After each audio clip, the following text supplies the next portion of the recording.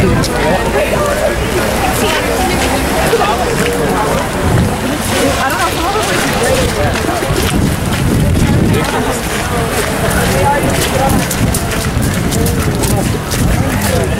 time I look, it's just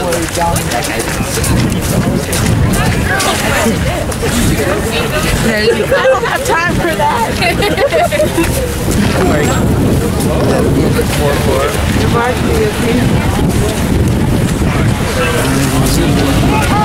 looking for you, man. I see the big.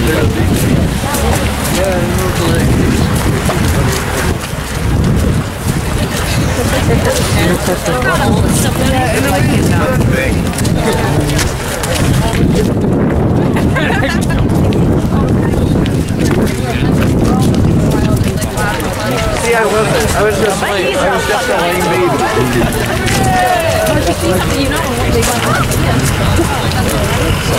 Yeah. Oh, yeah.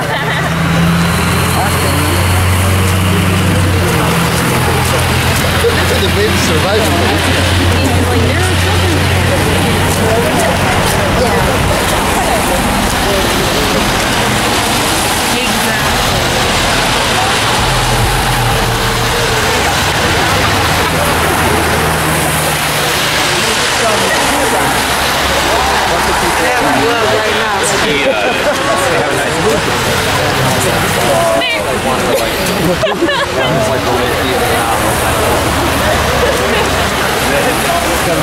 Film the bird.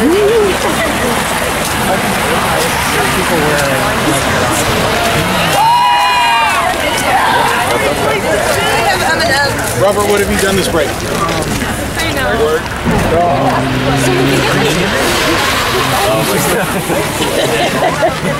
It's the guy with the camera.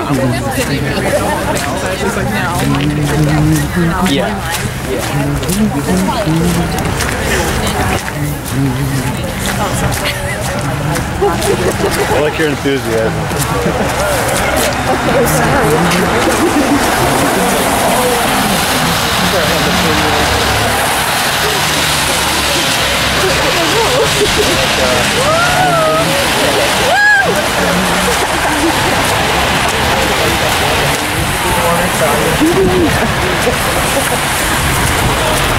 Yeah, we see the base I had in Milwaukee.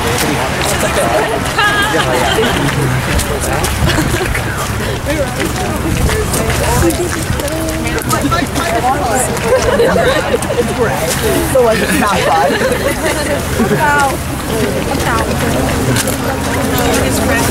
Usually it's a good. They're like, yo, can we jump in line? I see it. Woo! I had to smile. It's so good. How do you feel? I have to go sign in his press. Sign in his press.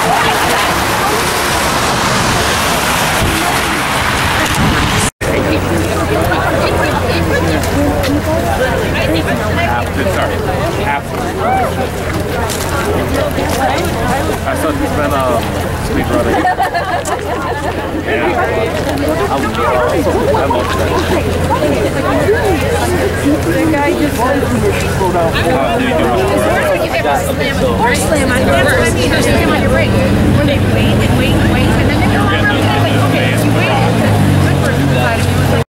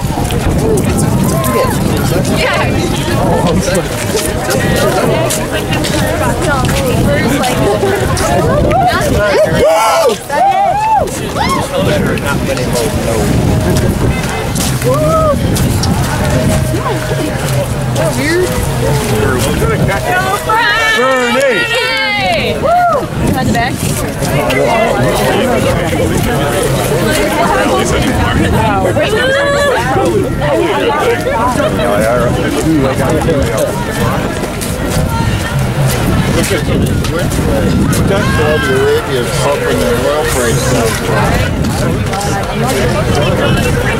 So security when going inside, you'll have to take everything out of your pockets. No knives, no mace, no cards. You got like 1% of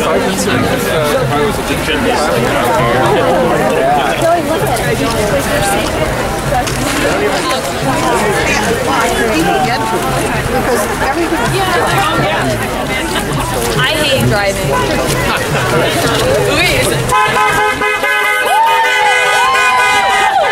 They have pretty faces. It is.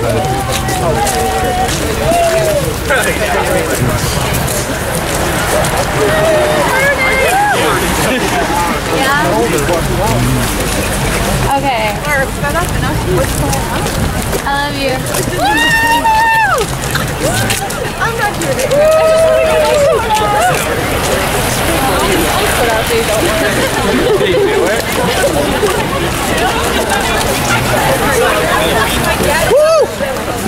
No, for real. My dad's behind it.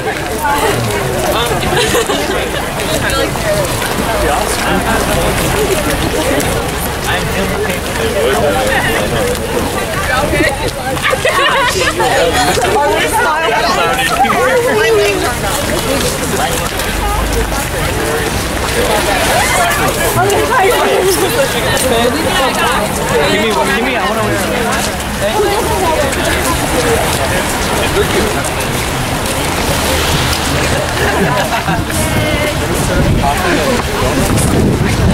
Good, man. Alright, how are you? You take some steps right now.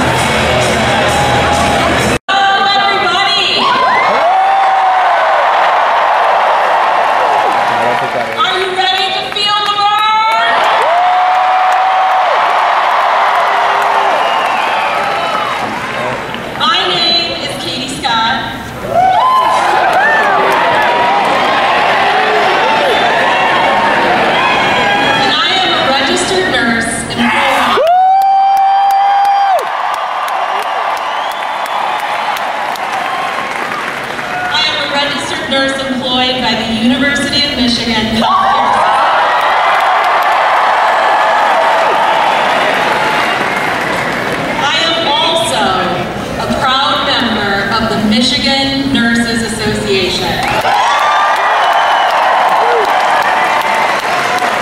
The MMA represents more than 11,000 nurses in every corner of our state.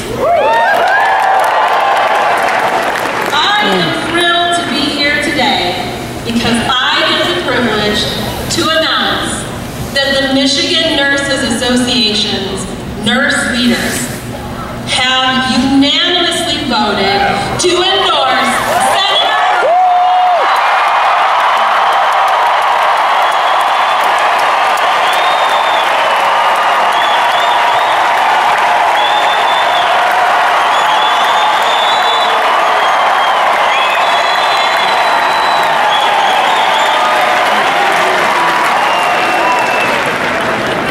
Let me tell you guys, nurses are feeling the burn because Bernie is the only candidate who recognizes that our country's healthcare system is broken beyond repair.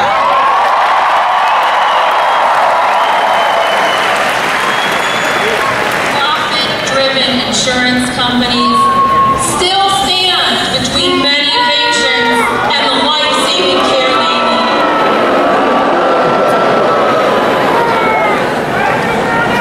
Even worse, millions of people are without any health care coverage whatsoever.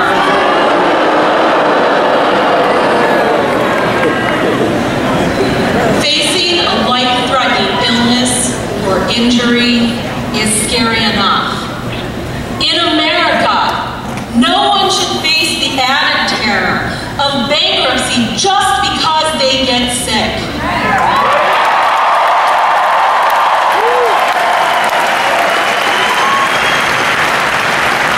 Nurses believe that healthcare is a human right.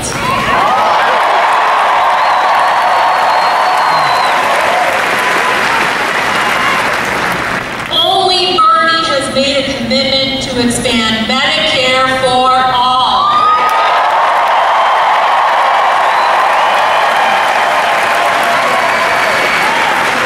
Bernie wants to ensure that every American has access to quality health care regardless of their income.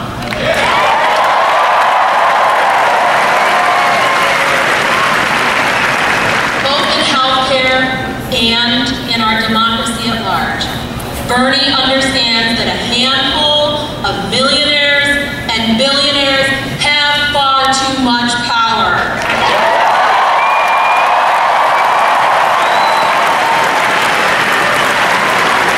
Bernie is the only candidate without a super PAC.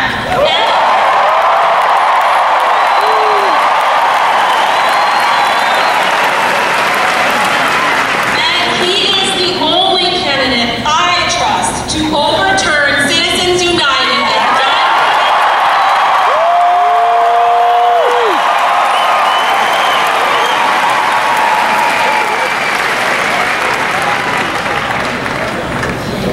in Michigan, we know all too well what happens when the rich bankroll politicians with their own bottom line in mind.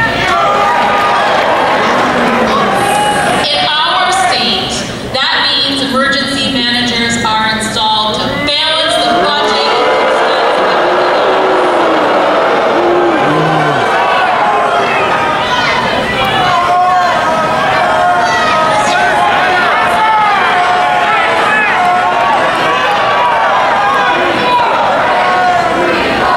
communities, especially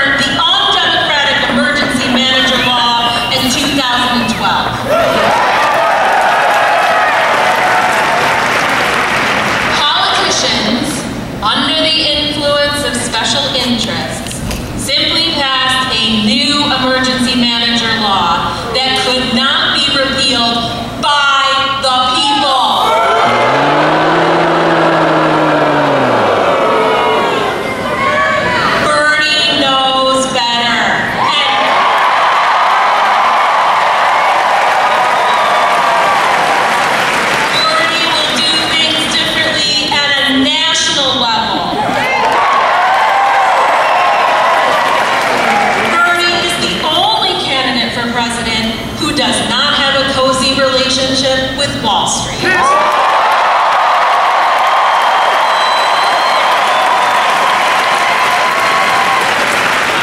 He is the only one who will stand up to billionaires who devastated our economy.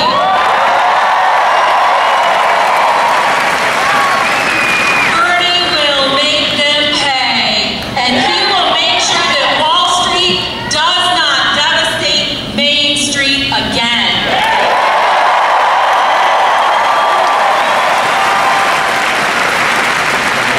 The Michigan Nurses Association is endorsing Bernie today because we share the same values.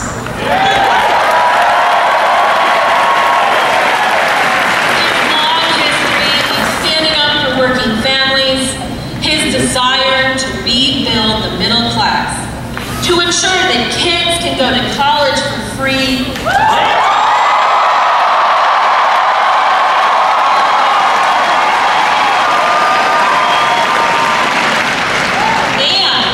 and his plan for universal health care makes him our choice for President of the United States.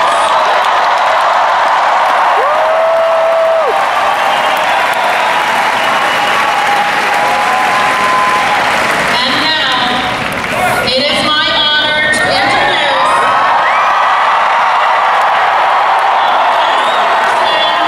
to lead our country.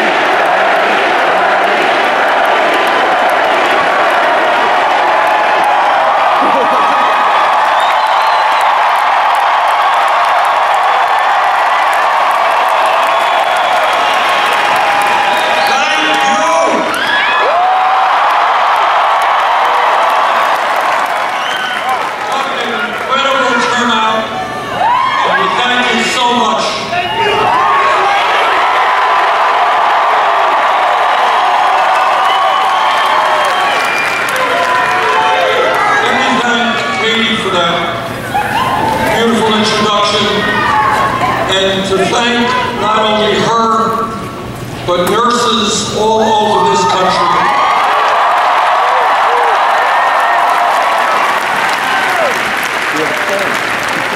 And what she and nurses understand is that they were trained, they have devoted their lives to keeping us healthy, that they cannot do their job when we continue to live in a nation where 29 million Americans have no health insurance, where we pay the highest prices in the world for prescription drugs, where millions of people are underinsured. And what they understand with great courage is if they are going to do the jobs that they have dedicated their lives for, yes, America must join the rest of the industrialized world.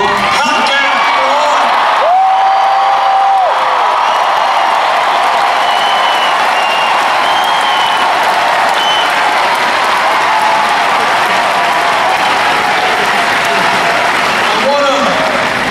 I want to begin my remarks this afternoon in a little bit different way than I usually do, because I just come from a meeting which was one of the more difficult meetings that I have ever attended in a long political life, where I have seen a lot and I have heard a lot.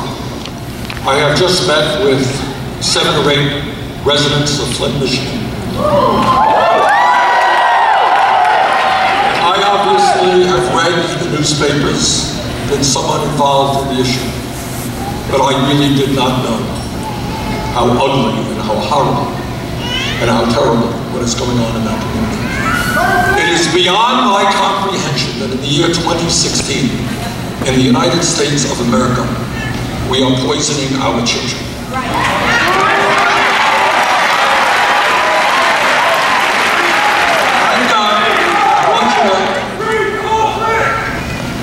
I have 4 kids. Jane and I have 4 kids.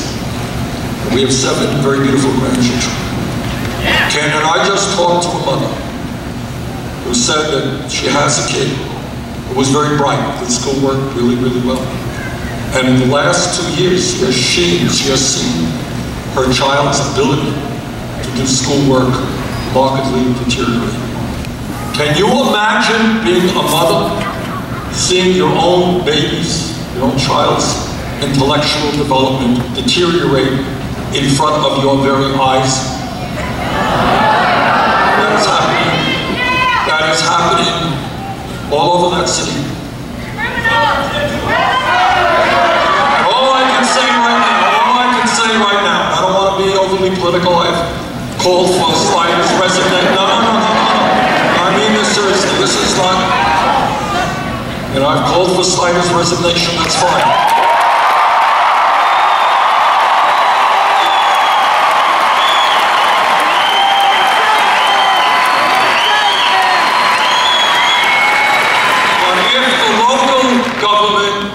Cannot protect those children.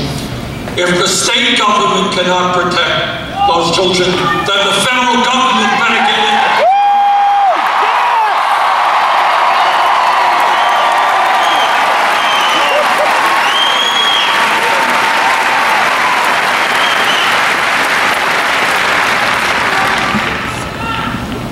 I am very proud that so many of you are here today because the issue that we are dealing with now as a nation is not a complicated issue.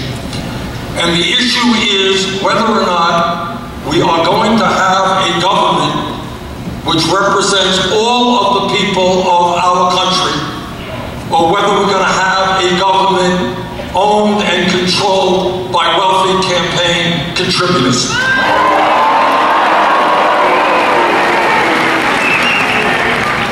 We have today a corrupt campaign finance system which is undermining American democracy.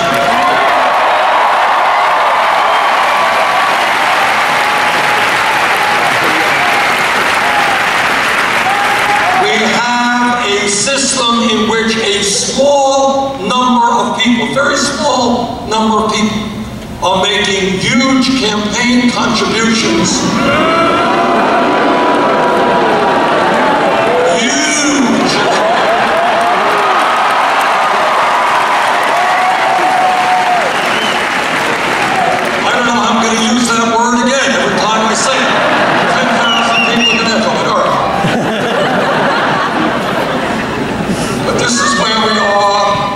As a nation. Where we are as a nation is that one family, the Koch brothers, you obviously have heard of the Koch brothers. They and a few of their billionaire friends are prepared to spend some $900 million in this campaign cycle to buy the election.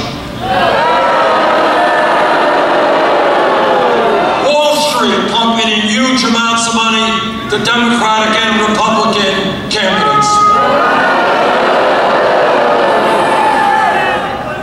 And that is why, as Katie mentioned to you a moment ago, when you have one family, this is the United States of America, one family prepared to spend more in this campaign cycle than either the Democratic or Republican parties, my friends, that is not democracy, that is oligarchy.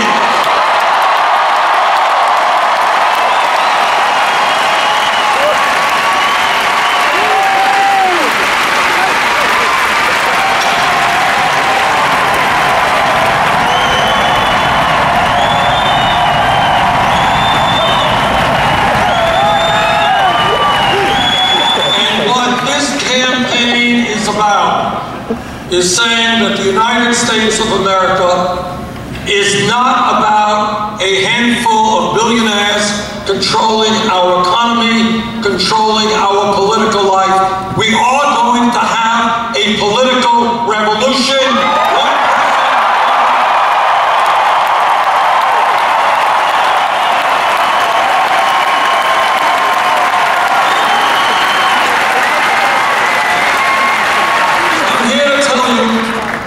What no other candidate for president will tell you, and that is that no president, not Bernie Sanders or anybody else, can do it alone.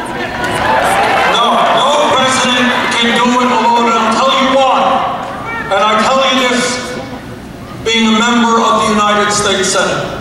The people who control our economy, Wall Street, corporate America, the large campaign donors, the corporate media that determines what you see and what you hear. They are so powerful, no president can do it alone. But I'll tell you how we can bring about the changes that this country desperately needs. And that is when tens of millions of people stand up.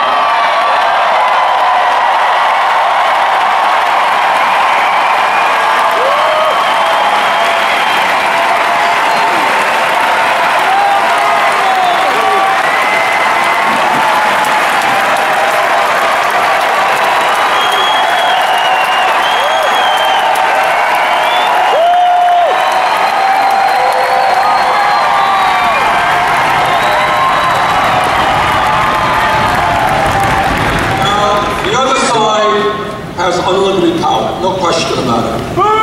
Wall Street has literally unlimited amounts of money. But they do not have, at the end of the day, they do not have what we have if we are smart. Now what the Trumps of the world are trying to do,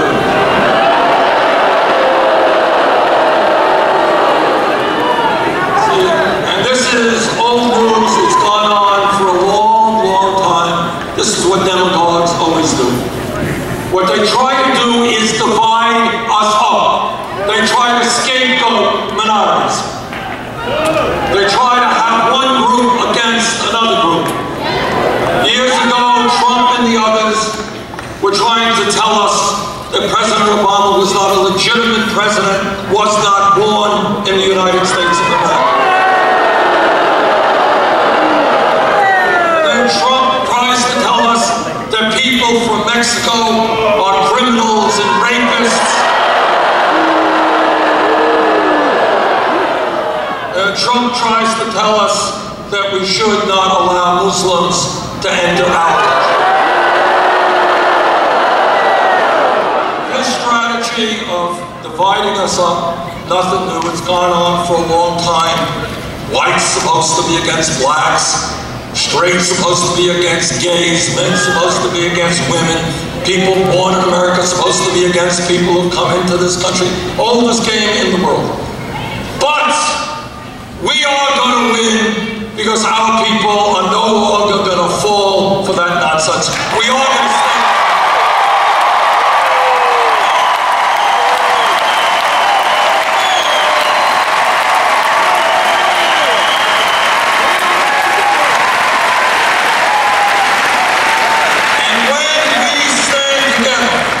Despite all of their money, despite all of their super PACs, despite all of their power, when we become politically engaged and stand together, there is nothing that we cannot accomplish.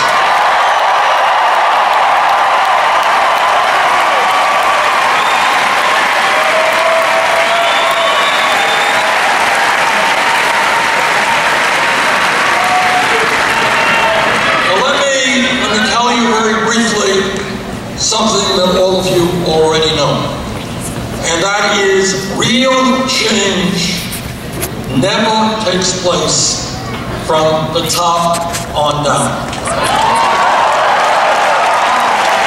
Real change never takes place when a president signs a bill. Real change takes place when people, by the tens of millions, look around them and say, you know what? The status quo, what's going on today is just no longer acceptable. It has got to change.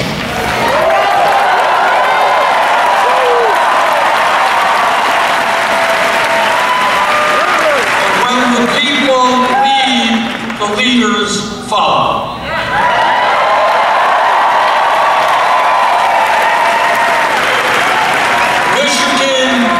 Is one of the states that has led our nation in building a strong trade union movement.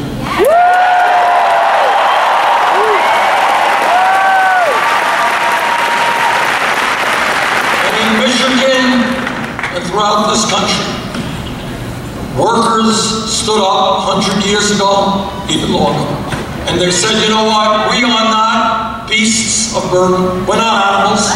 We are human beings. We and our families must be treated with dignity.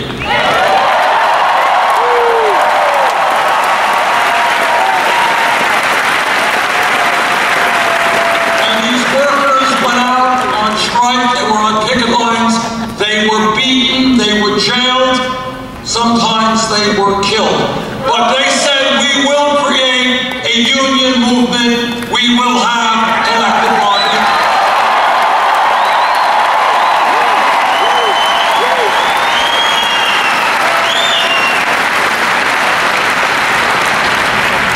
Well over 100 years ago, from pre-slavery days, there were people in this country, African Americans and their white allies, who said that racism and segregation is not what this country is supposed to be about.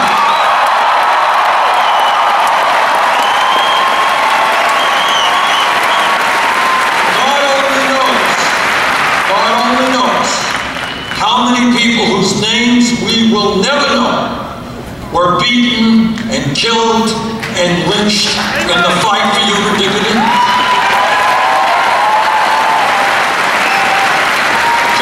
A story which I really did not know about. Many of you know about the terrible bombing that took place in Birmingham, Alabama during the Civil Rights struggle when 4 beautiful children were killed.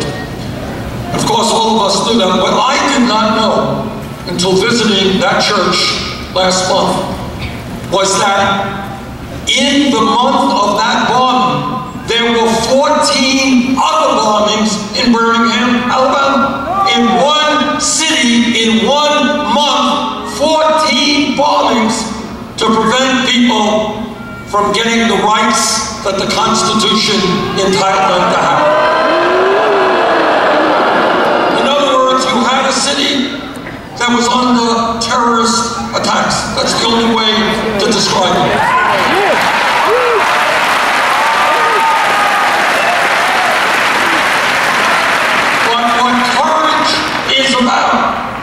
Is the people of Birmingham, the people of Alabama, the people all over the country said, you are not going to intimidate us. We are going to stand up for human rights, and they did. That's courage.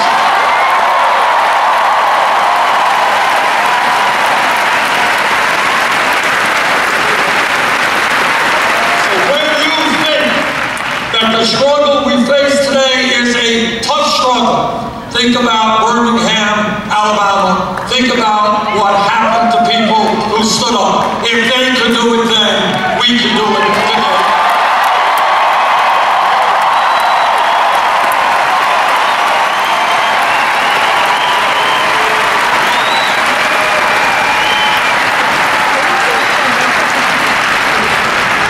Think about the struggle for women's rights in this country.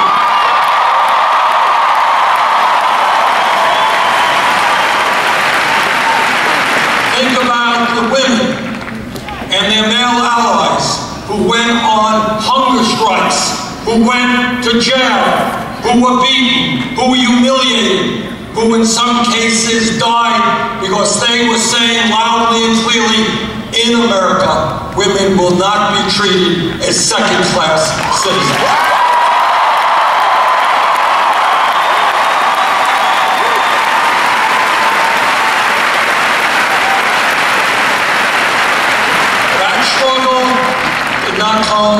from the top on down.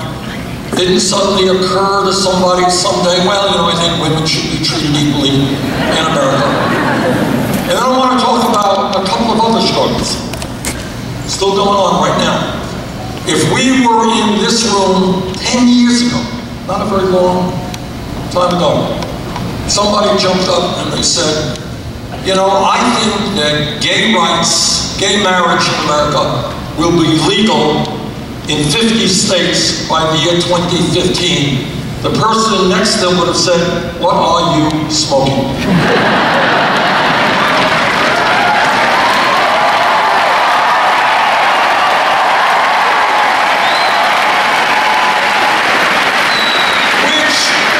Which raises another issue.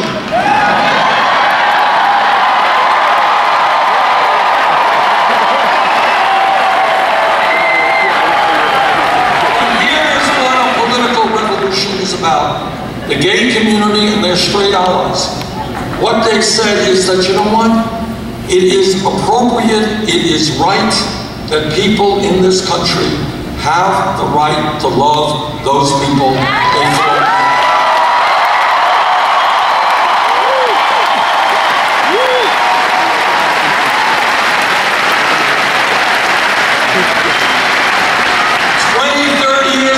Republicans were putting 30-second ads on television.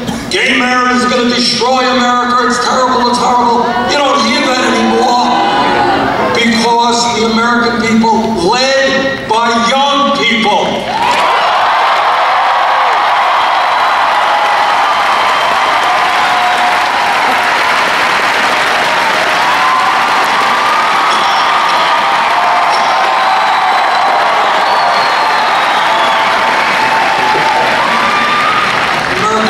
say, ain't a problem.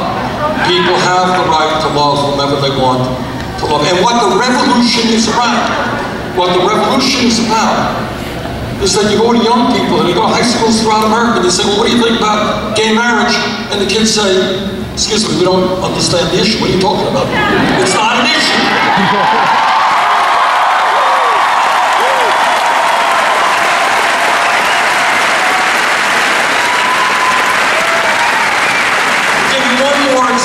How we break through the status quo. What the world wants us to do is to think in a small box. It can't happen. It's too big an idea. Healthcare for all. Oh my goodness, we can't accomplish that. Too radical. But a tax on Wall Street, oh no, they're too powerful. Can't do that.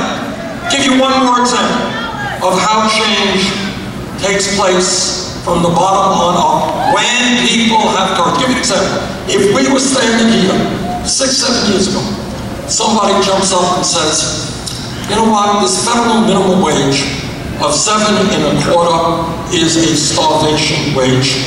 We gotta raise it to 15 bucks an hour.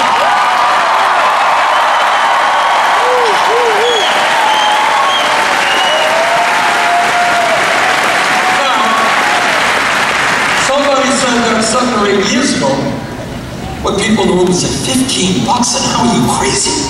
I mean, you're talking about doubling minimum wage. It's just too crazy an idea, it's too bold an idea. But then what happened is that all over this country, fast food workers went out on strike, and I've been pleased and honored to march with them.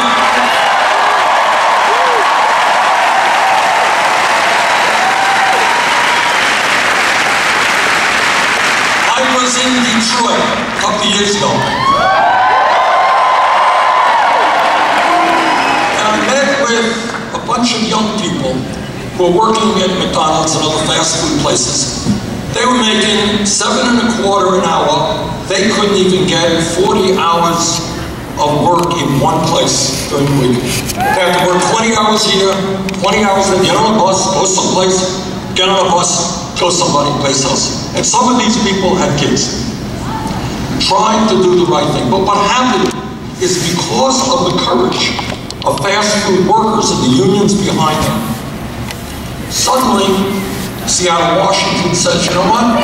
15 bucks an hour makes sense. San Francisco, Los Angeles.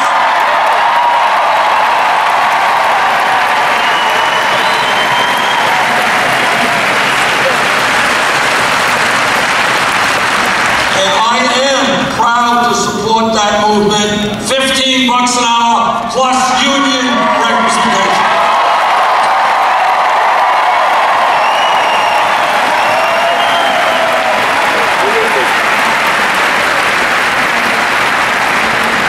Point is that people want you to think small. Think small. I think it is time for us to think big.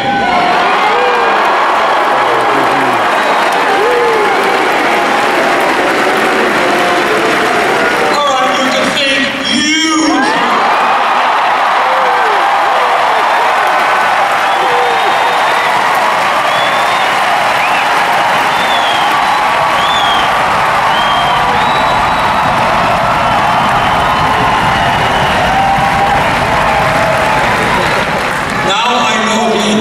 Saturday Night Live.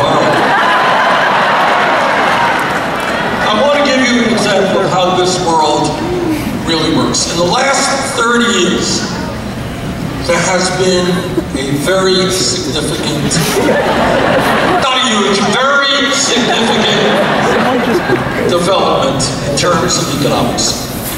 And I didn't see the Washington Post. I didn't see the Wall Street Journal. I didn't see the corporate media raise great concerns about this type of development. But what happened in the last 30 years, the middle class of this country significantly contracted. Millions of people worked longer hours for low wages. And there was a massive transfer of wealth from working families to the top 1/10 of 1%. In fact, turns out that in the last 30 years, the top 1/10 of 1% saw a doubling of the wealth, percentage of wealth in this country that they own. Middle class becomes poorer, very, very wealthy become wealthier.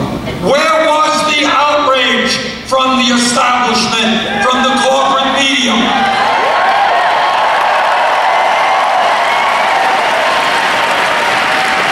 But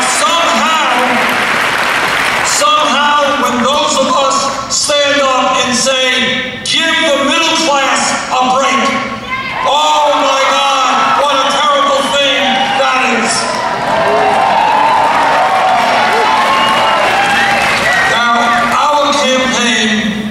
Has come a very long way in the last 9 months.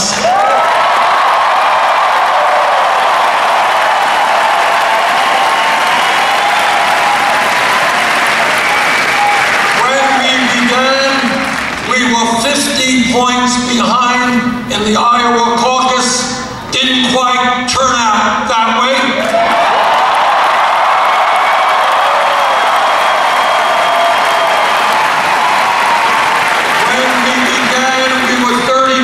Down in New Hampshire, didn't quite turn out.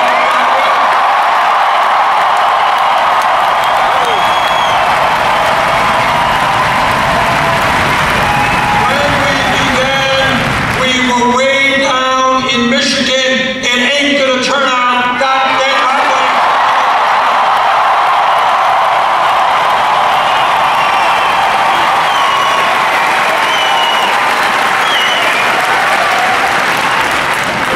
Campaign is about, in a very focused political way, is the following. We do well and will always do well when turnout is large. Yes!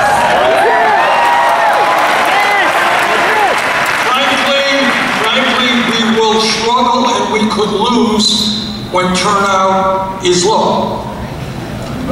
What the media tells us, not incorrectly, is that young people, well, you know, they're very busy.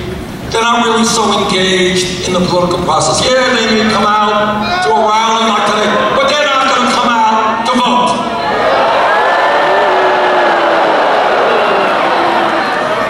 Your job is to tell them that you understand. You are the future of this country.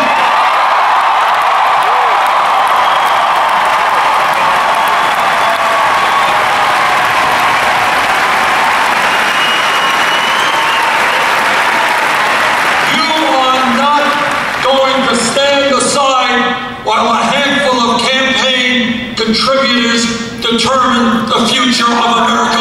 You will be.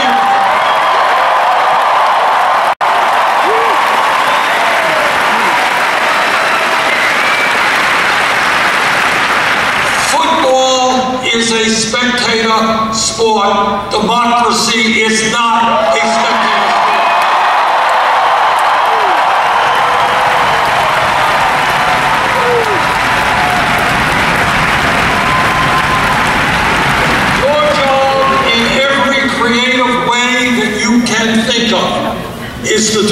Is to determine and make certain that every American is actively involved in shaping the future of our country, not just the 1%.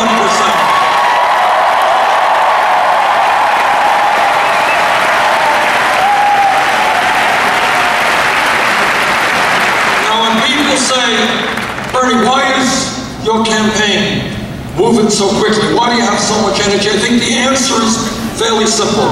We are treating the American people with respect and with intelligence.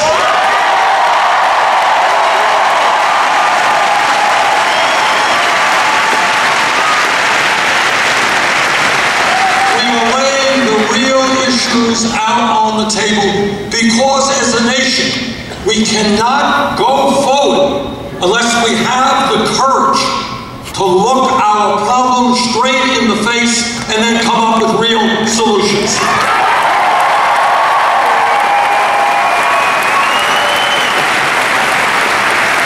So what we are saying in this campaign, laying it right out on the table, we have a corrupt campaign finance system undermining American democracy.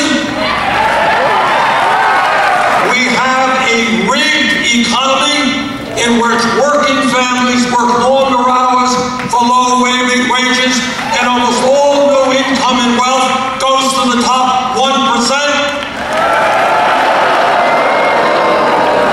And we have a broken criminal justice system.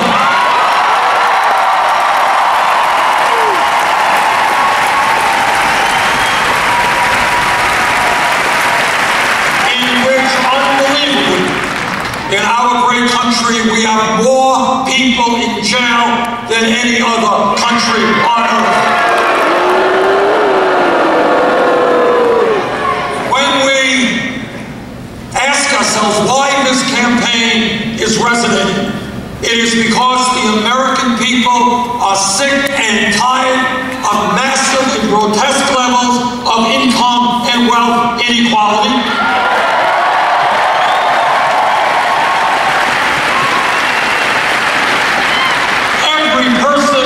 Country understands that it is not acceptable that the top 1/10 of 1% now owns almost as much wealth as the bottom 90%.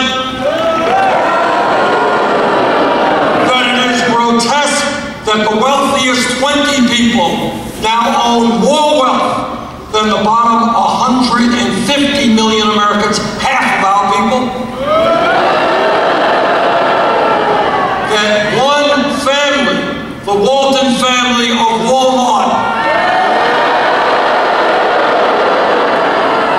one family in America in 2016 now owns more wealth than the bottom 40%.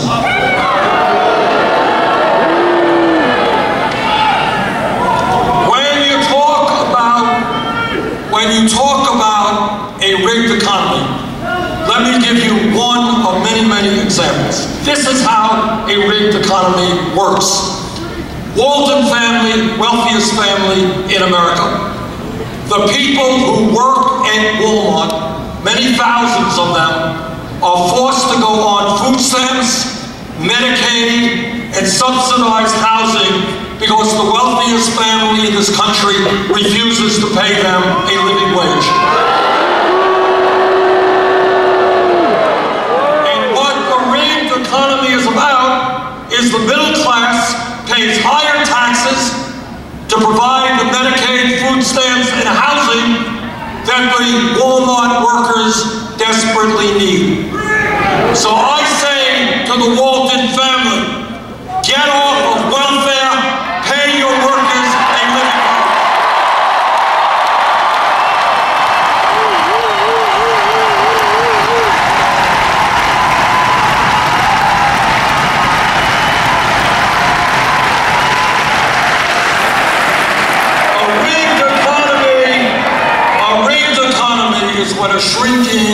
class subsidizes the wealthiest family in this country. That will end if I'm elected president.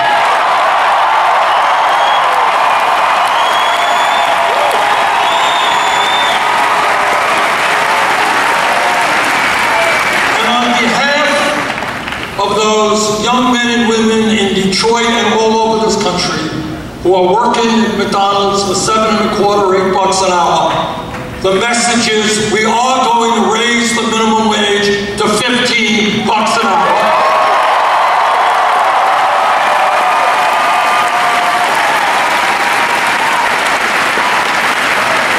And I hope that every man in this room will stand with the women for pay equity for women.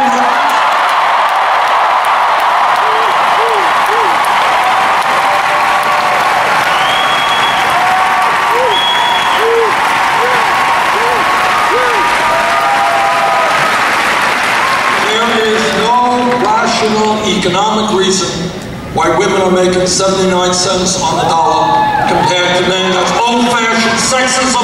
We're going to end that together.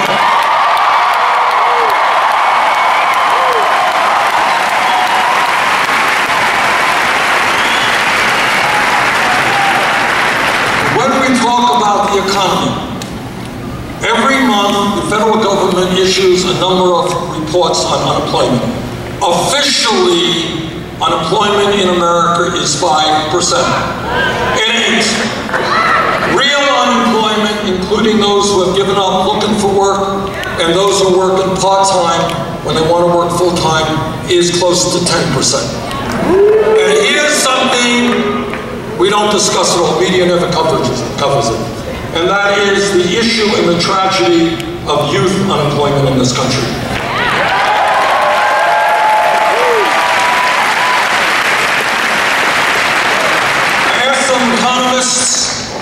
A while back to do a study for me. Question, what is real youth unemployment for high school graduates, not dropouts, between 17 years of age and 20? Answer, kids are white, 33%. Kids are Latino, 36%. Kids are African American, 51%.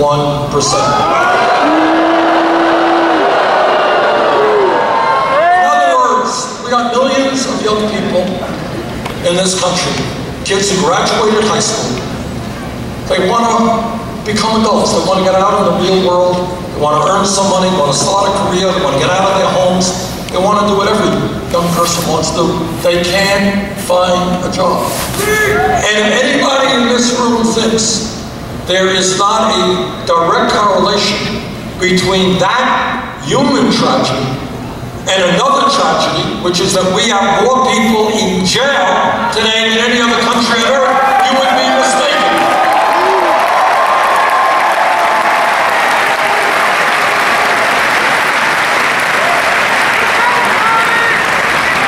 You guys ready for a radical idea? Together, what we are going to do is invest in education and jobs.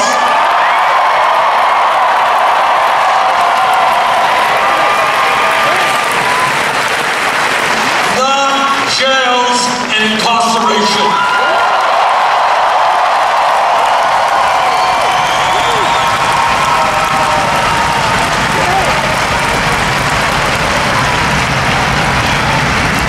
I want our young people to be working in meaningful jobs, earning decent income, or in school, not in jail.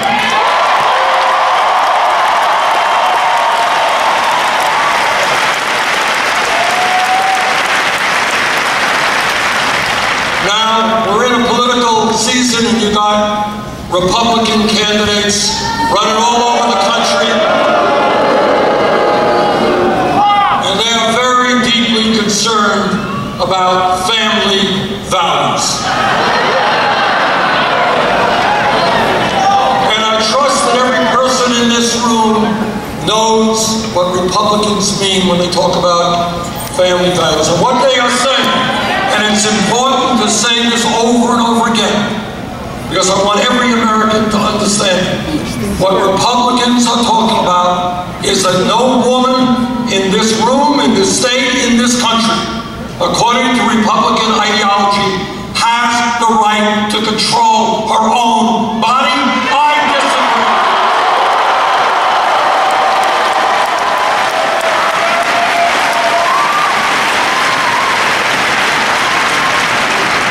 And what Republicans are saying is they want to see the Congress defund Planned Parenthood. I want to expand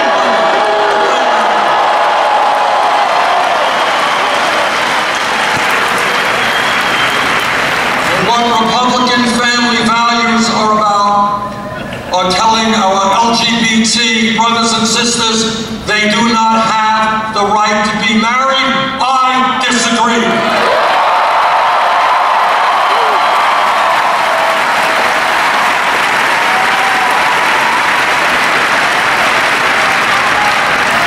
Jane and I have been married 27 years.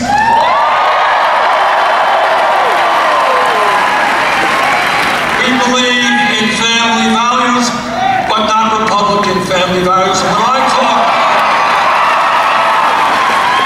talk about family values, I want everybody here to ask yourselves a very simple question. How does it happen that every major country on earth, how does it happen that virtually every impoverished country on earth has passed legislation guaranteeing paid family and medical leave, except the United States?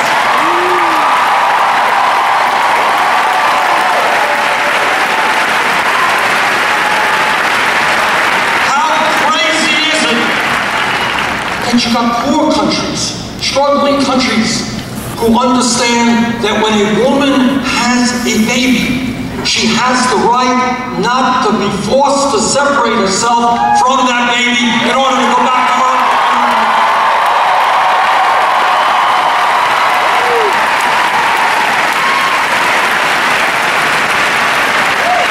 That is why together we will join the rest of the world and guarantee 3 months paid family and medical leave.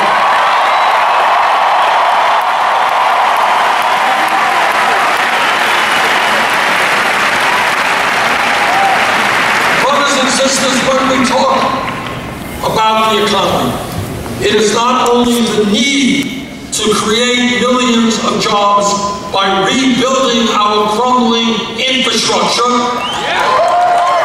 Flint, Michigan may be the worst example of a collapsing infrastructure, but it is not the only example.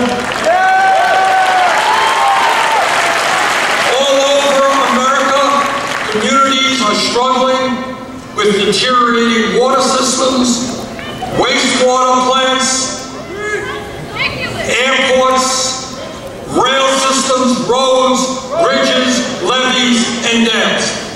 We can create 13 million decent paying jobs rebuilding value.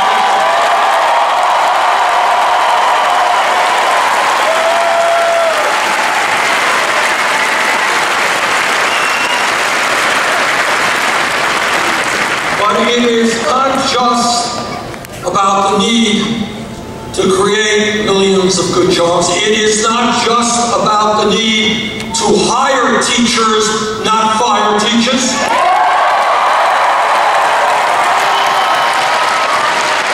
It is not just about the need to create a world-class child care system.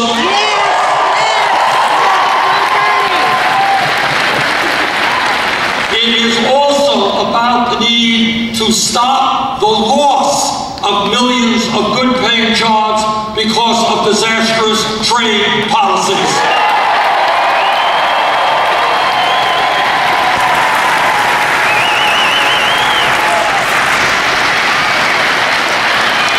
In the early 1990s, when I was first elected to the House of Representatives from Vermont, didn't take me a long period of time to understand who wrote these disaster trade agreements like NAFTA, CAFTA, PNTR with China. I understood that corporate America wrote those trade agreements, that the goal of those trade agreements was to throw American workers out on the street, go to low-wage countries, and bring those products back into America. Turned out I was right.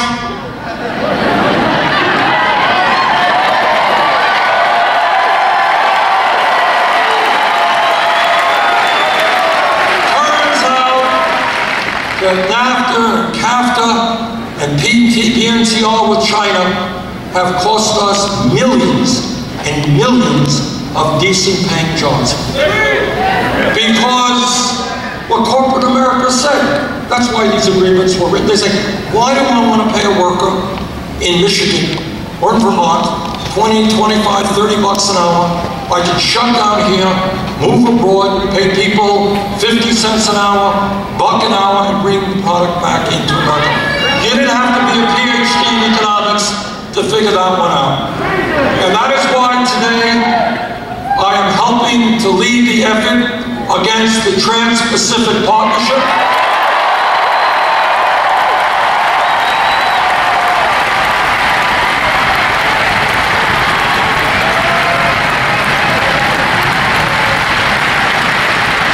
And why I believe we have got to fundamentally rewrite our trade policies.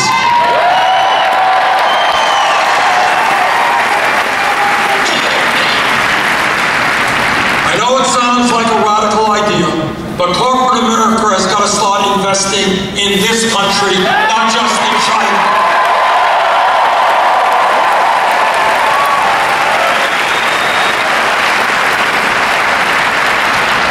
When we talk about a rigged economy, I think I can bring together all of the elements in one short story.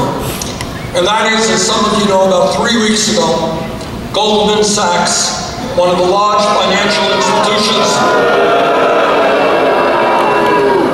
You know about Goldman Sachs. Goldman Sachs was one of the major financial institutions on Wall Street whose greed and recklessness and illegal behavior drove this country into the worst economic downturn since the 1930s depression. Millions of people lost their jobs, lost their homes, and lost their life savings as a result of this reckless and illegal behavior. Now, it turns out that a few weeks ago, Goldman Sachs, following many other banks, by the way, reached a $5 billion settlement with the United States government. $5 billion.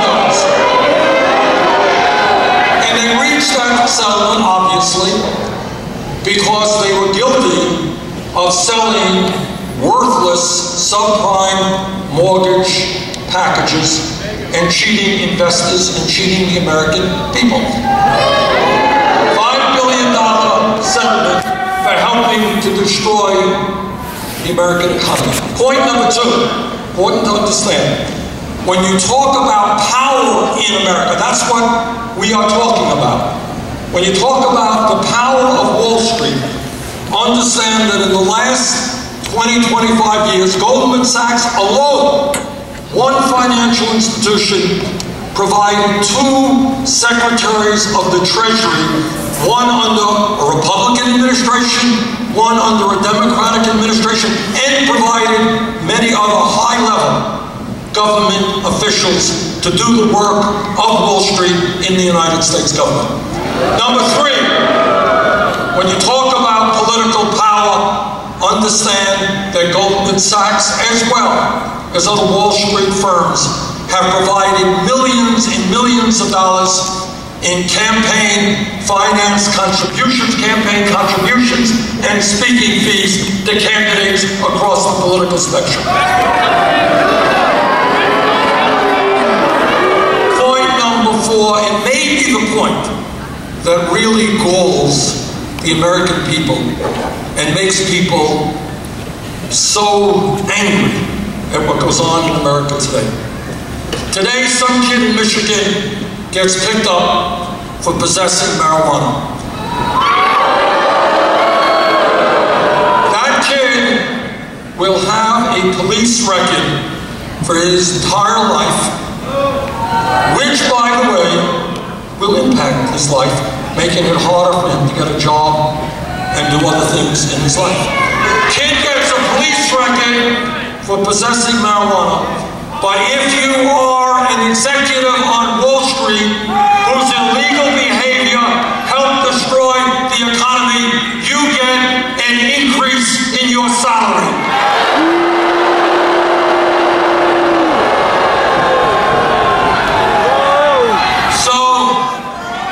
So, together, we are going to bring back justice to the criminal justice system.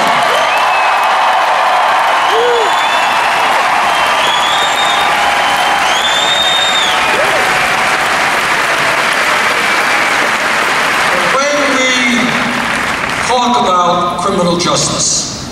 There is so much to talk about. We don't have the time today, but let me give you one example, just one, of where we have got to move. I think any objective assessment of the so-called war on drugs will tell you that that war has failed the American people.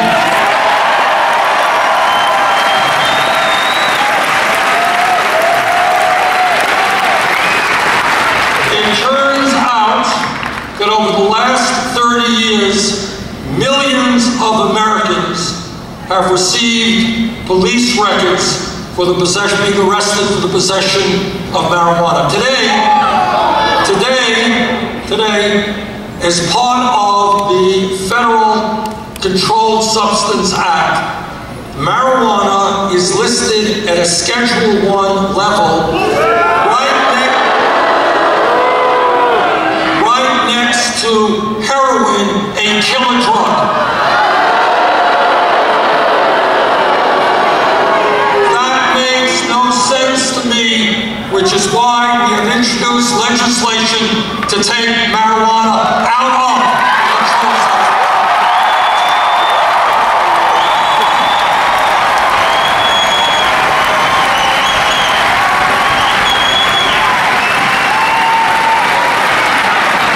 And like many other issues, it has a racial impact as well. And here's the reason why. It turns out that what studies suggest is that the white community and the black community smoke marijuana at about equal levels.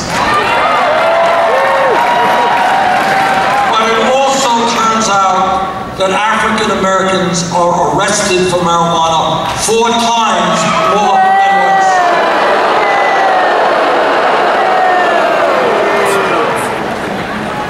When we talk about creating the America that we know we can become, it means creating a vibrant democracy of one person, one vote.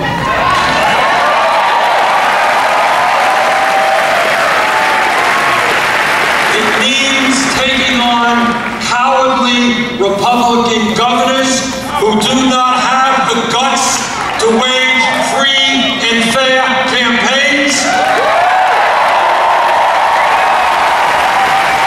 who are trying to suppress the vote of poor people, of people of color, of older people, because they know those groups will be voting against them.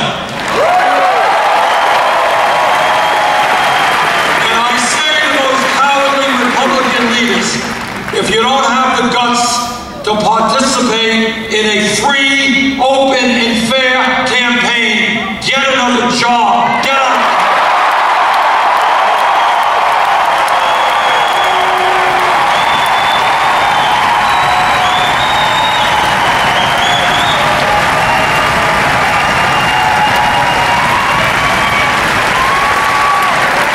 And I say to my colleagues in the United States Senate, my Republican colleagues who today, unfortunately, are in the majority. You talk about the Constitution a whole lot. Well, how about obeying the Constitution and start holding hearings when President Obama nominates the next Supreme Court?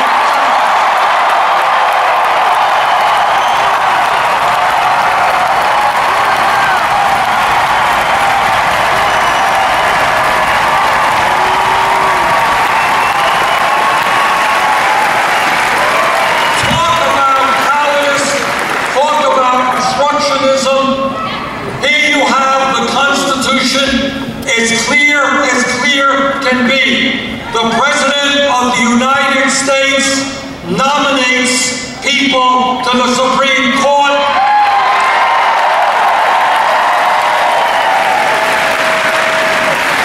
Republicans start hearings on his nomination. Do not obstruct. Obey the Constitution.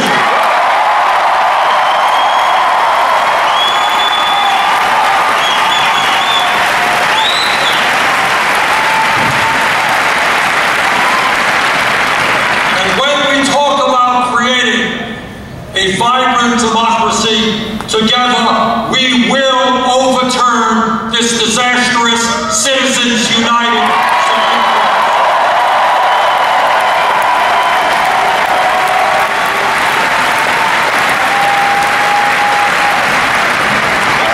No nominee of mine to the Supreme Court will get that position unless he or she is loud and clear in stating they will vote to end Citizens United.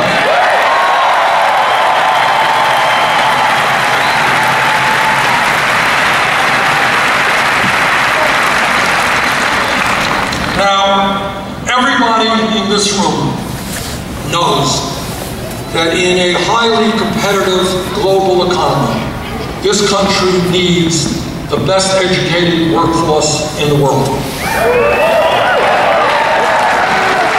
What this country is supposed to be about is encouraging people to get the best education that they can. And that is why, to my mind, it is incomprehensible that hundreds of thousands of bright and qualified young people today are unable to get a college education because their families lack the funds.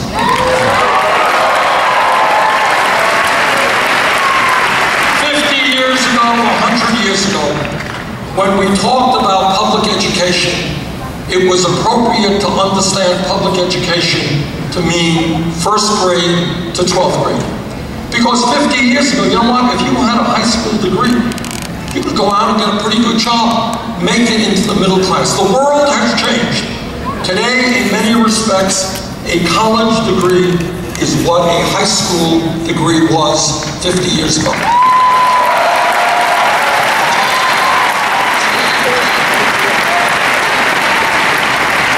And that is why I believe that when we talk about public education today, it must mean free tuition at public colleges and universities.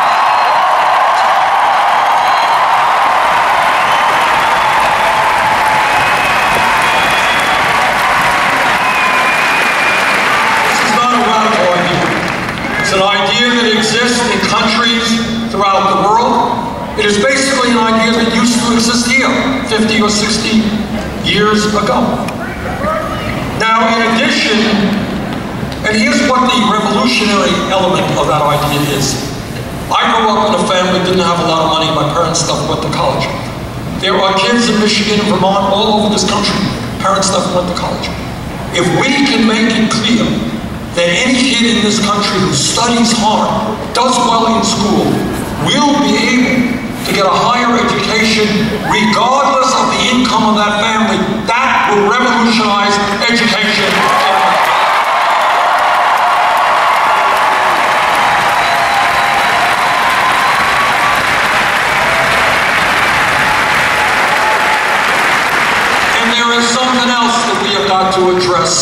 with regard to higher education. And that is the outrageous level of student debt that millions of people are carrying.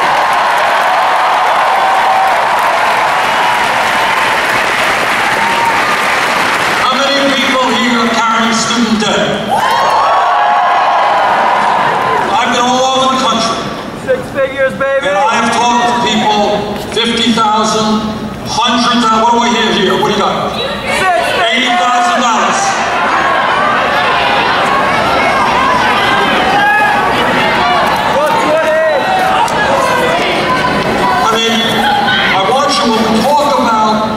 Thinking outside of the status quo. Take a deep breath. Think about this for a moment. Everybody knows that education is inherent to our lives as human beings. Everybody knows that for our economy to be strong, we need the best educated workforce. How insane is it? Stop and think about it. You take it for granted. We shouldn't take it for granted. How insane is it that we are punishing people for decades? I've talked to people who've been paid off student debt for 25 years, are more in debt today than they were when they took it out 25 years ago. I have talked to others who are not only paying off their kids' student debt, they're still paying off their own student debt.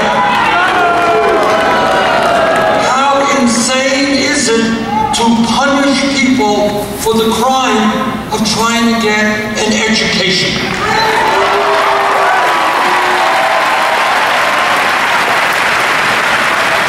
That is why, as part of our legislation, we are going to allow people with student debt to refinance that debt with the lowest possible interest rates they can find.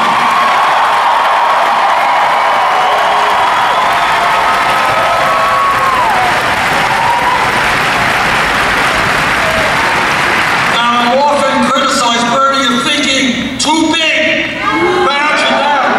3 public colleges and universities. How can you dare to think that we can do what Germany does, what Scandinavia does? What a radical idea. How dare you think that we should not crush millions of people with outrageously high interest rates on their student debt? How are you going to pay for this, Bernie? I'll tell you how we're going to pay for it. We're going to impose a tax on Wall Street speculation.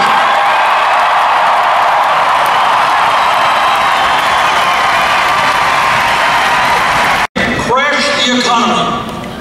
They came begging to the United States Congress. They said, yes, we were bad boys, bail us out. And the middle class bailed them out. Now it is Wall Street's time to help the middle class.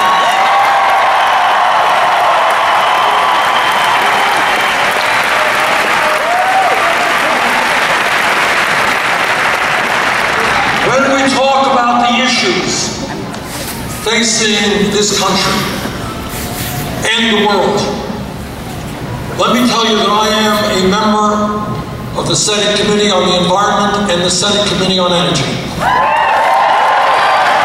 I have talked to scientists all over our country and all over the world. The debate is over. Climate change is real.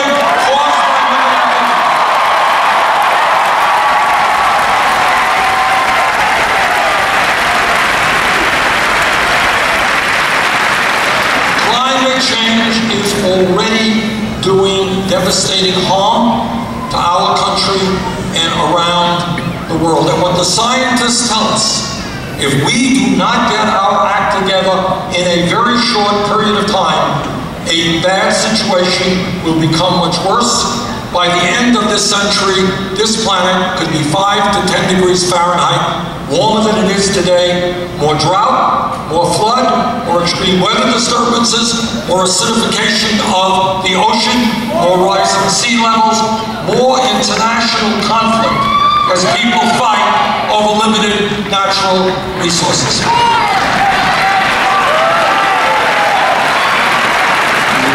I'll say 2 things. Number 1, we have the moral responsibility to leave this planet in a way that is healthy and habitable to our kids and our grandchildren. And I intend to just that.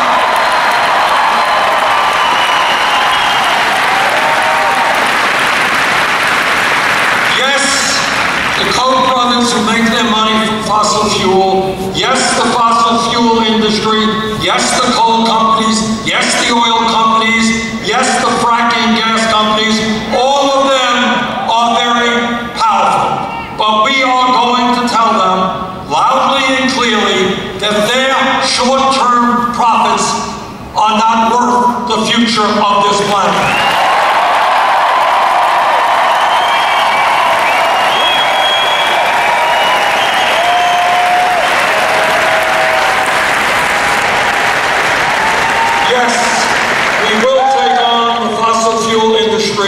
We will transform our energy system away from fossil fuel to energy efficiency and sustainable energy.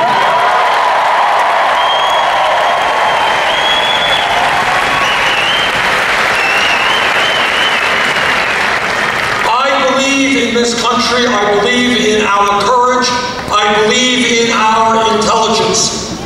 So let me tell you, I have been criticized many times because I believe that the U.S. should do what every other major country on earth is doing, and that is guarantee health care to all people as a right.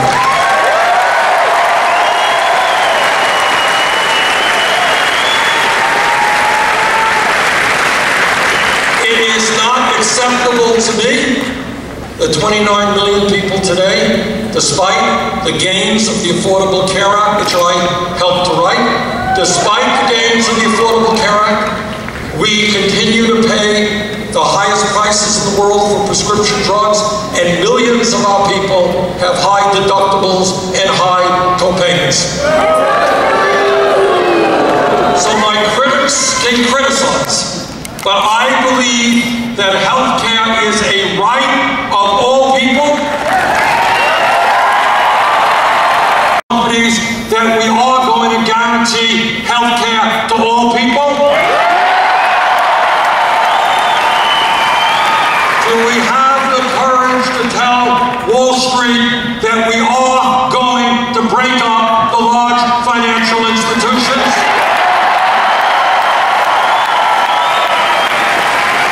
Do we have the courage to tell the fossil fuel industry we are going to transform our energy system?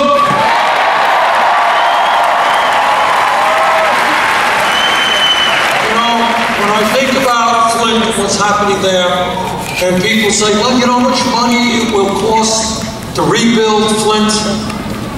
That's expensive. But somehow, when we talk about rebuilding Flint, Michigan, very expensive. But when we went to war in Iraq, the trillions we spent there, not a problem.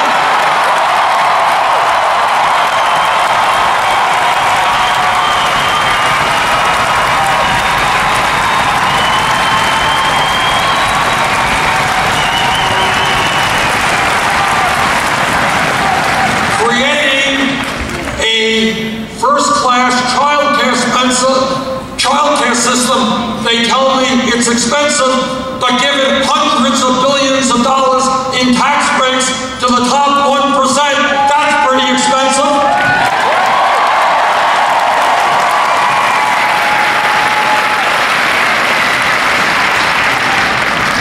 Together we have an opportunity in this campaign not only to elect a new president, but more importantly, to create a political revolution which transforms our country, to show that the young people of this country understand that men and women put their lives on the line and sometimes die to defend democracy, and that together we are going to stand up for democracy, we are going to vote, we are going to have the courage to take on powerful special interests, and yes, we will transform